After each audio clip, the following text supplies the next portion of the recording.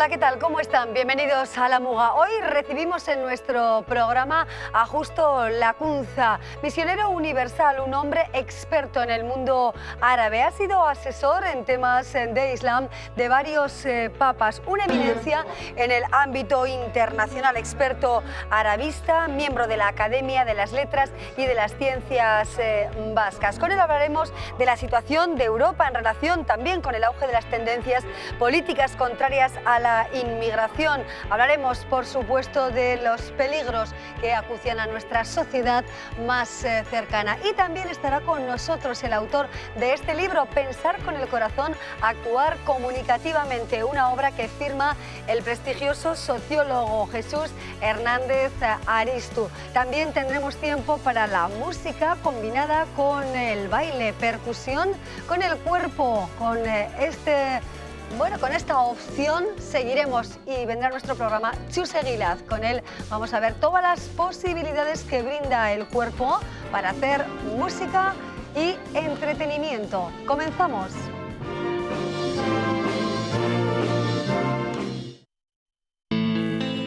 Cambiamos de coche, pero no nos convenció la valoración del que entregábamos. Nos comentaron unos amigos que en Safety Car valorarían nuestro coche sin compromiso.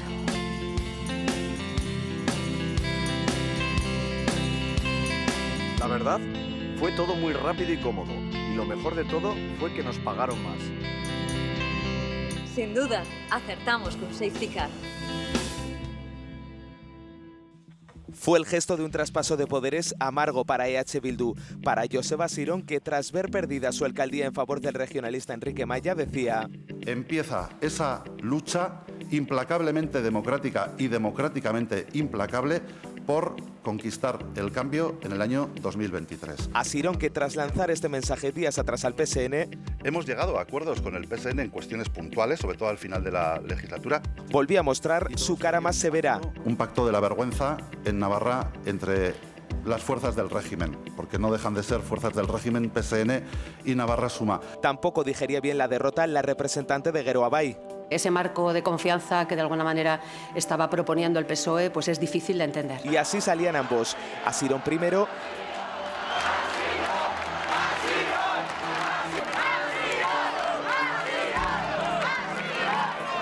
y Gómez después de la casa consistorial tras perder la alcaldía. Así tenían que hacerlo los representantes del Grupo Municipal Socialista y la propia Maite Esporrín,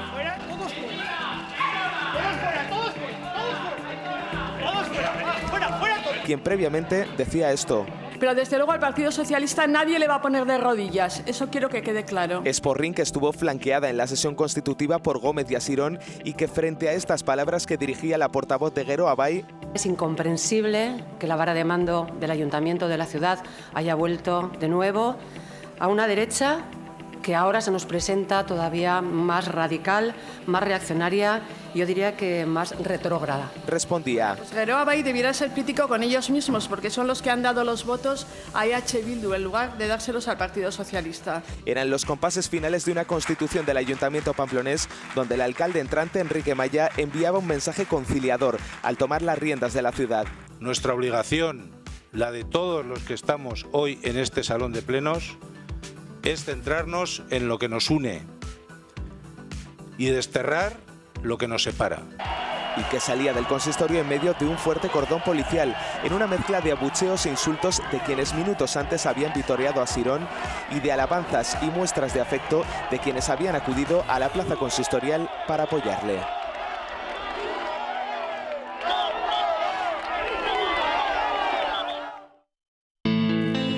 Cambiamos de coche, pero no nos convenció la valoración del que entregábamos.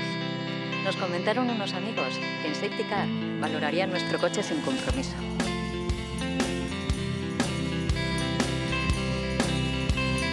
La verdad, fue todo muy rápido y cómodo, y lo mejor de todo fue que nos pagaron más. Sin duda, acertamos con Safety Car. Nuestro primer invitado es Justo Lacunza. Su extensa biografía nos podría dar para todo el programa, pero sí destacaremos cómo es experto en el mundo musulmán. Ha estudiado más de 10 lenguas, habla más de 4 y ha sido, entre otras cuestiones, asesor de varios papas. Es navarro, misionero universal, ha vivido en muchas partes del mundo y su gran experiencia llega hoy de alguna manera a nuestro programa. Justo Lacunza, ¿qué tal? Bienvenido, muy buenas noches. Pues muy buenas noches, Amaya. Gracias por acompañarnos. Es un placer. Qué vida tan intensa y tan rica. ¿Cómo comienza todo ese caminar de estudio, de profundidad en el mundo árabe, en el Islam? ¿Cómo comienza? Pues eso comienza, mi interés por el mundo árabe y el mundo islámico es porque viví en Tanzania, en una región o en una, vamos a decir, en un rincón en el que la mayor parte de la gente que yo encontraba era musulmana. Y entonces también descubrí que el estudio de la lengua swahili, un 30% de esa lengua tiene raíces y muchas veces significados de la lengua árabe. Y entonces me vino el gusanillo y la curiosidad. Y me habían ofrecido estudiar diferentes materias, desde antropología, sociología, lingüística, historia, y cuando me ofrecieron estudiar el Islam y la lengua árabe, pues me metí de lleno. Es muy fácil decir que uno se mete de lleno, pero lo difícil es que tú con 30 años comienzas a aprender una lengua tan enrevesada, difícil y compleja y complicada como es el árabe, pues es un reto que yo lo asumí, bueno, con toda mi fuerza, mi fortaleza y así de pecho. Y eso no fue fácil. No fue fácil, como no es fácil también la relación, por ejemplo, entre cristianos y musulmanes. También a lo largo de esa trayectoria vital y profesional has abundado en esto, precisamente, en esos lazos de unión, de convivencia, de pacificación entre dos mundos, podríamos decir, ¿no? Bueno, yo creo que esas relaciones han sido siempre difíciles. Yo creo que las relaciones humanas son siempre difíciles. Relaciones humanas que puede ser, pues no sé, vecindad en una ciudad, en una región, en una autonomía, en un país. Hay miles de voces, miles de opiniones, millones de puntos de vista y toda la procesión que va por dentro en cada uno de los ciudadanos y ciudadanas, pues es muy difícil. Y volviendo a los cristianos y musulmanes, pues hay que estudiar cada situación y a ver por dónde van los tiros, cuáles son las voces que levantan polvareda, huracán y vientos fuertes y cuáles son las voces que muchas veces como la brisa ligera que hace falta estar muy atento para percibirla. Y entonces cambian las situaciones en países, no es lo mismo hablar de Argelia que hablar de Pakistán o hablar de Indonesia o hablar de España, o hablar de Navarra y hablar de Cataluña, a nivel islámico y a nivel de relaciones entre cristianos y musulmanes. Pero lo que hay que buscar es denominadores comunes, porque yo creo que el 99,99% de los seres humanos tenemos las mismas necesidades y tenemos los mismos privilegios, el privilegio de poder dormir y descansar, o la necesidad, por ejemplo, de comer y de beber. O sea, hay que buscar esos valores comunes y dejar discutir de la Biblia y del Corán, a menos que estemos preparados. ¿Cómo ve la situación en Europa en relación con el auge de tendencias políticas, corrientes sociales contrarias, por ejemplo, a la inmigración, a la presencia del mundo árabe en nuestro entorno? ¿Por qué se está produciendo ese rechazo brutal al diferente? Yo creo que hay tres cuestiones muy importantes en Europa. En primer lugar, es la gran diversidad de poblaciones, de pueblos, de naciones, de estados, de autonomías, de regiones, de ciudades que tenemos en Europa. La segunda constatación es que tenemos muchas voces culturales y lingüísticas que están diciendo las mismas cosas de una manera completamente diferente. Yo he vivido en Francia, he vivido en Italia, he vivido en el Reino Unido, he visitado todos los países de la Unión Europea, excepto 2 o 3, y uno habla del mismo tema pero con voz diferente. Y lo tercero es que nosotros no podemos resolver los problemas negando que hay un problema o sencillamente con la fuerza. Yo digo siempre que con la miel se solucionan mejor los problemas que con la hiel. Con la miel, pues bueno, se bajan los tonos uno está al mismo nivel y no es nadie superior a tu compañero, tu vecino, a pesar de que sea igual tu adversario, tu enemigo político, tu adversario cultural. Es verdad, pero es cierto que el tema identitario, los nacionalismos que rebrotan en nuestro entorno más cercano, hacen más difícil un mundo en paz y en convivencia. ¿Cómo ve la situación también aquí en Navarra y en distintos puntos de España? Bueno, yo diré que el equilibrio es siempre muy difícil entre lo que uno es en sus propias raíces, como yo, que la lengua primera que escuché en casa fue el vasco, y mis apellidos son vascos. Y sin embargo, pues me ha tocado aprender otra lengua, en la escuela, en los estudios, y me ha tocado aprender otras lenguas. Y entonces ese equilibrio es siempre difícil. Lo que no hay que hacer es arrinconar al otro. Y yo, si encuentro una persona que sabe mucho más que yo doy gracias a Dios porque tengo algo que aprender. Puedo tomar algún apunte, alguna nota. Igual esta persona me ilumina, me guía, me conduce a algo que yo no sé. Sin embargo, cuando hay enfrentamiento a nivel lingüístico, a nivel cultural o a nivel territorial, eso no es bueno para nadie, porque todo el mundo sufre. Y cuando te coges la mano en la puerta, pues te hace daño.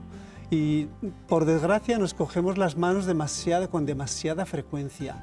Y en vez de levantar el tono, lo que hay que hacer es sentarse, escuchar, aprender, tomar notas y quizás después hablar y expresar nuestro punto de vista. Sí, es un buen consejo, desde luego. Por ejemplo, para la clase política, ¿no? Bueno, que no está tan acostumbrada quizá a ese lenguaje de moderación, de calma y de tratar de entenderse con el diferente, ¿no? Bueno, me ha tocado, por suerte, o esa es la vida, pues asesorar políticamente a muchos estados del mundo y entre ellos los más grandes y a nivel de estudios islámicos. Y entre ellos pues está la China popular y está Taiwán y está Rusia y están los Estados Unidos y está Alemania y está el Reino Unido y también está España. Entonces pues uno ofrece una palabra de conocimiento, una palabra quizás de sabiduría, una palabra de escucha, exactamente por dónde van los tiros, por dónde van los problemas. Y ese es el gran reto que tenemos hoy, que tenemos demasiada velocidad y demasiada prisa, y entonces llega la frenada y nos hemos dado de coscorrones, como dicen en nuestra tierra, en la barranca, ¿no? Y dirigentes políticos que quieren levantar muros, grandes muros que separan países, que separan familias, madres de hijos.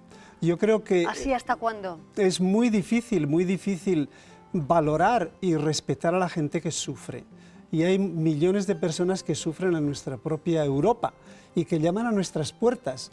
Y nosotros quizás nos hemos olvidado de las maletas de cartón, nos hemos olvidado los emigrantes que esperaban en las estaciones, nos hemos olvidado lo difícil que ha sido para ellos acostumbrarse, aprender otra lengua, que sea el alemán, el francés o el inglés. Nos hemos olvidado de toda la tradición de emigración que hemos tenido en países, sobre todo los del Mediterráneo, que son Portugal, España, Italia y Grecia.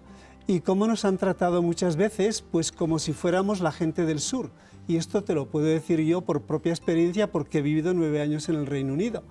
Y entonces haber llegado a obtener el mayor grado académico que uno puede obtener en la primera escuela del mundo, en el Reino Unido, pues entonces le hace a uno pues más humilde y decir, pues bueno, mira, vosotros y nosotros no somos los del norte y los del sur, sino somos habitantes y ciudadanos de este mundo y de esta Europa que muchas veces la queremos matracar, apalear y sencillamente desintegrar. Y eso creo que es una gran equivocación. Y la emigración nos ayuda a abrir nuestras puertas y a abrir nuestra visión y a quitar quizás las legañas de nuestros ojos para mirar al mundo con ojos nuevos. Has asesorado a diferentes papas, también al Papa Francisco. ¿Con qué se queda justo la Acunza de ese conocimiento de ese mundo de la Iglesia? ¿Qué es quizá lo más relevante o qué personalidad le ha abrumado quizá?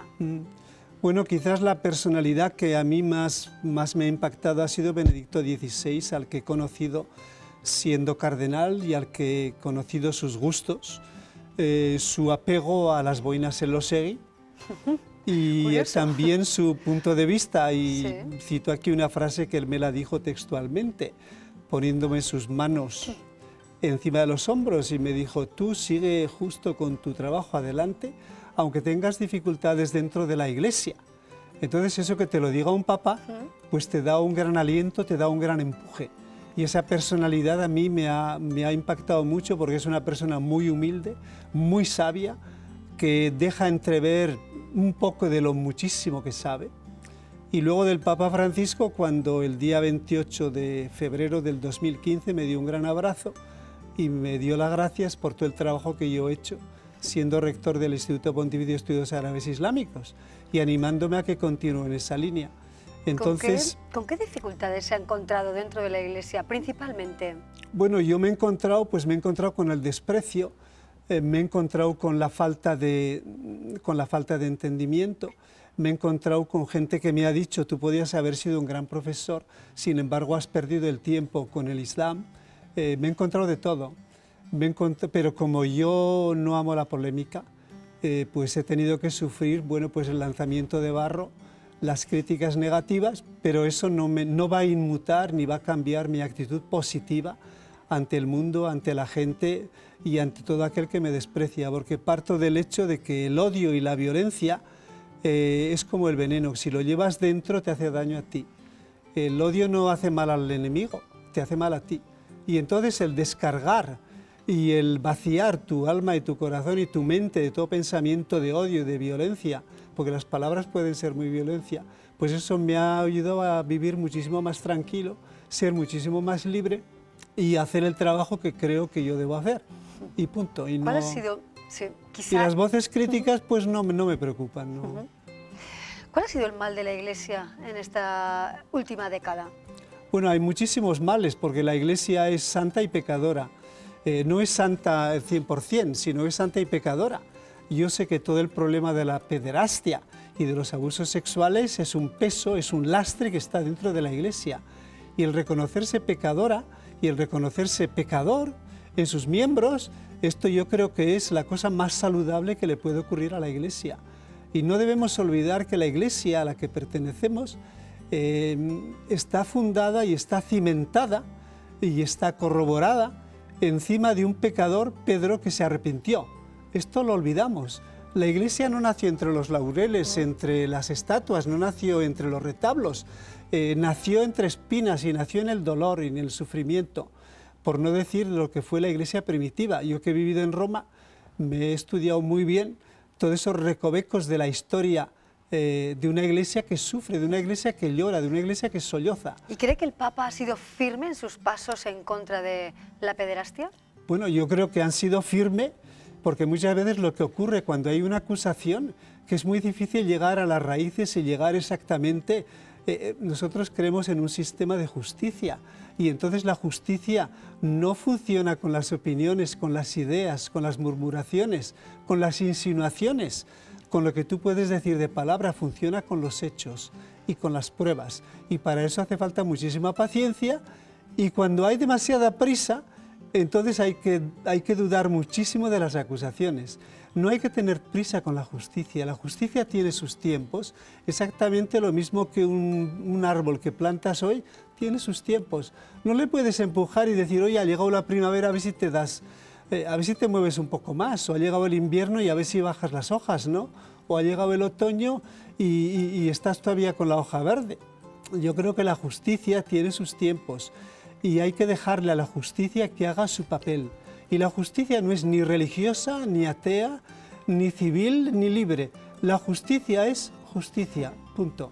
Es justa la situación, obviamente es injusta, pero ¿cómo se puede resolver o qué pasos debe dar la Unión Europea en relación con la crisis de los refugiados, principalmente personas que huyen de la guerra de Siria? En primer lugar, tiene que tener la Unión Europea en sus máximos dirigentes, tiene que tener un entendimiento de lo que realmente ha pasado en Siria.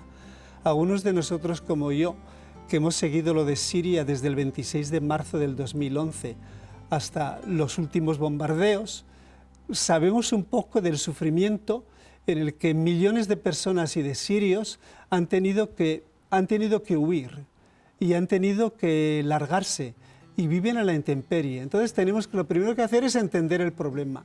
En segundo lugar, es muy fácil entender la alegría, el barullo, el bullicio y el run run de las gentes. Lo que es difícil entender es el sufrimiento, la pena y el dolor de por qué la gente sufre. Y cuando a ti te ha tocado, como me ha tocado a mí, pues comer una vez al día y de mala manera, tener que calentar el agua para poder vivir, o pasar todo el día pues de hambre sin comer, o ser objeto de burlas, o tener que ir a través de las trabas de aprendizaje de una lengua, pues uno entiende el sufrimiento. Y entonces la tercera cosa que tiene que hacer es tenemos que tener absolutamente el coraje y el valor delante a los refugiados. En Europa sobran las bolsas y sobra el dinero y sobra los fondos. Y no te habla alguien que es un banquero, te habla alguien que conoce muy de cerca muchísimos de los recovecos de la bolsa y de las bancas o de los bancos en Europa, porque ha conocido a intérpretes y a trabajadores de las principales o de la principal banca y de los principales bancos del mundo, incluidos los bancos americanos y los bancos japoneses. Y entonces decir que no tenemos lo suficiente, eso es mentira. Tenemos lo suficiente para comprar el nuevo modelo del último caza. Tenemos dinero suficiente para fabricar bombas y misiles. Tenemos el dinero suficiente para hacer un montón de cosas y decimos por nuestra propia seguridad. Y yo me pregunto, ¿es por nuestra propia seguridad, es por nuestro propio negocio? Y entonces delante de eso pues es muy difícil responder. Nos quedamos con ese interrogante, pero es cierto que todos nos sentimos amenazados con la figura de Bin Laden. Antes que nadie la conoció justo Lacunza, ¿verdad? Pues sí, yo estudié a Bin Laden porque descubrí en el café de la Escuela de Estudios Orientales y Africanos de la Universidad de Londres, oyendo una conversación, y me picó la curiosidad, y yo creo que para ser un buen sabio hace falta la curiosidad, y no hace falta hacer preguntas, tiene que ser un buen observador. Y entonces me interesó este personaje y yo lo seguí durante muchísimos años, pues prácticamente desde el 86, febrero del 86, hasta febrero del 96, cuando él firmó esta famosa declaración de guerra contra los americanos, los judíos y los cruzados. Un texto muy difícil, muy complicado. Entonces hubo mucha gente que me dijo, tú estás perdiendo miserablemente el tiempo. Yo digo, perdona, yo soy libre como tú eres libre. Déjame hacer lo que creo que es importante. Y luego, pues, prácticamente fui de los pocos que había seguido Bin Laden. ¿Cree que España está en el punto de mira del yihadismo? Bueno, España ha sido y está en el punto de vista del yihadismo desde hace muchísimos años. No hay que olvidar que la agencia de noticias de Bin Laden, del grupo Al-Qaeda, tiene por nombre Al-Andalus, y esto es muy significativo.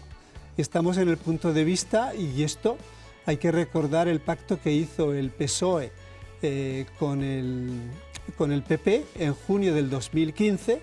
Algunos de los partidos no firmaron ese protocolo, entre ellos fue el PNV y Podemos no lo firmaron, y algún otro pequeño partido, de un documento para luchar contra el yihadismo. El gobierno español decidió instanciar 3.200 agentes para luchar contra el yihadismo. Entonces quiere decir que hay algo, no es que hay algo, sino que estamos en la mira, como están todos los países europeos. ¿Estamos seguros y entonces, con esos medios? O sea, yo no es que esté seguro, porque la seguridad, yo puedo leer la seguridad, pero vamos, seguros pues no estamos nadie. Pero el hecho de que tomemos y debemos tomar medidas, eso es lo que nos obliga a la vida y la realidad, sin echar la piedra al tejado de nadie. Justo Lacunza, muchísimas gracias por acompañarnos. Tendríamos desde luego el placer de continuar charlando mucho tiempo más en La Muga, así que le invitamos a otra próxima entrevista pues para seguir profundizando queráis. en el Islam y en otras cuestiones de la Iglesia. Gracias de cuando verdad. Queráis. Hasta pronto. Hasta pronto. Gracias. Y buenas noches. Muy buenas noches. Seguimos con otras historias en La Muga.